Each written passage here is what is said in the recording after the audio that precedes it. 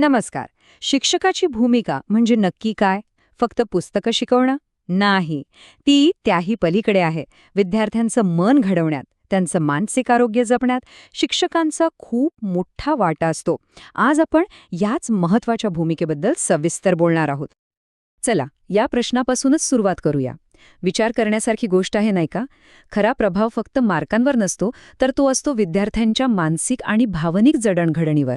शिक्षक त्यांच्या मनावर काय परिणाम करतात यातच खरं उत्तर दडलेलं आहे. तर मग आज आपण काय काय पाहणार आहोत? आपण शिक्षकांच्या महत्त्वाच्या भूमिकेबद्दल बोलू, संवाद आणि भावनिक आधाराबद्दल समजून घेऊ, सकारात्मक दृष्टिकोन कसा तयार करायचा ते पाहू, तणाव आणि सामाजिक कौशल्यांवर नजर टाकू आणि हे सगळं एकट्याचं काम नसून एक संयुक्त प्रयत्न कसा आहे हेही बघू. आणि शेवटी शिक्षकांचा विद्यार्थ्यांवर कसा कायमचा प्रभाव राहतो हेही जाणून घेऊ. तर सगळ्यात आधी आणि सगळ्यात महत्त्वाचं संवाद. कोणत्याही नात्याचा पाया असतो विश्वास, आणि तो येतो मोकळ्या संवादातून. वर्गात एक सुरक्षित, आश्वासक वातावरण तयार करणं हे खरंच खूप गरजेचं आहे. आणि हे करणं खूप सोपं आहे. फक्त 3 गोष्टी लक्षात ठेवायच्या. 1. प्रत्येक विद्यार्थ्याशी नियमितपणे बोला. 2. ते काय म्हणतायत ते लक्ष देऊ नये का, फक्त ऐकण्यासाठी नाही तर समजून घेण्यासाठी. आणि 3. त्यांच्या भावनांचा आदर करा. त्यांना वाटलं पाहिजे की इथे आपण काहीही बोलू शकतो. बस एवढं केलं तरी अर्धी लढाई जिंकल्यासारखं आहे. हे वाक्य बघा, किती खरं आहे.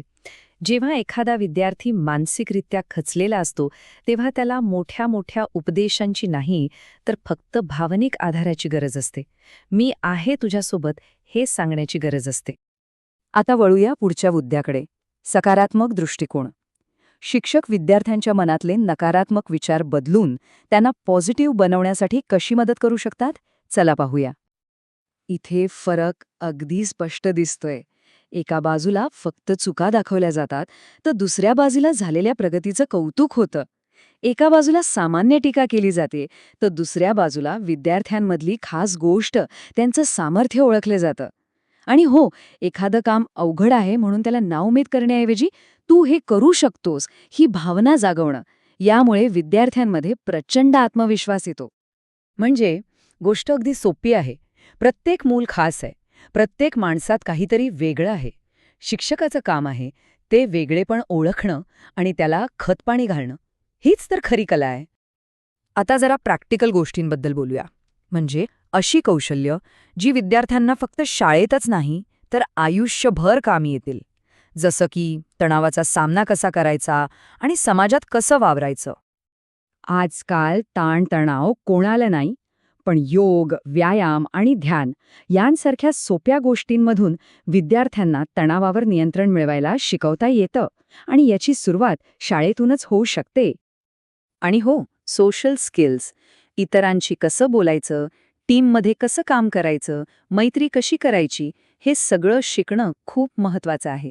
हे आयुष्यभराचं शिक्षण आहे जे त्यांना एक चांगला माणूस बनण्यास मदत करतं. पण हे सगळं करताना एक गोष्ट लक्षात ठेवली पाहिजे की ही जबाबदारी फक्त एकट्या शिक्षकाची नाही.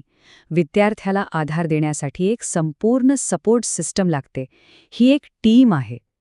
या टीमचा सर्वात महत्त्वाचा खेळाडू म्हणजे शिक्षक.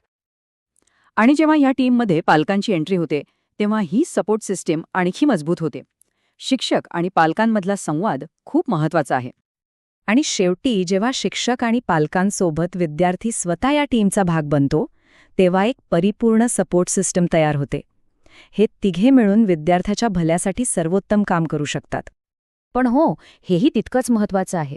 कधीकधी समस्या गंभीर असू शकतात.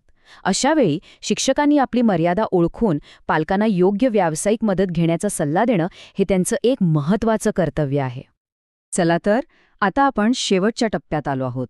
आत्तापर्यंतच्या चर्चेतून एक गोष्ट तर नक्कीच स्पष्ट झाली असेल की शिक्षक हे विद्यार्थ्याच्या आयुष्यात किती वेगवेगळ्या आणि महत्त्वाच्या भूमिका बजावतात. सोप्या शब्दात सांगायचं तर शिक्षक म्हणजे काय, तर आव्हानांमध्ये रस्ता दाखवणारा एक मार्गदर्शक, कठीण काळात आधार देणारा एक मित्र आणि आत्मविश्वास देऊन उज्ज्वल भविष्यासाठी प्रेरणा देणारा एक गुरु. आणि ही खूप मोठी गोष्ट आहे. कधीकधी शिक्षकांनी केलेले अगदी छोटे छोटे प्रयत्न, दिलेला थोडासा धीर किंवा कौतुकाची एक थाप विद्यार्थ्याचं संपूर्ण आयुष्य बदलून टाकू शकते, त्यांचं भविष्य उज्ज्वल करू शकते. तर जाता जाता एक विचार करूया. आपण कोणीही असो, शिक्षक, पालक किंवा समाजाचा एक भाग. आज आपण एका विद्यार्थ्याच्या आयुष्यात सकारात्मक बदल घडवण्यासाठी कोणतं एक छोटंसं पाऊल उचलू शकतो, यावर नक्की विचार करा.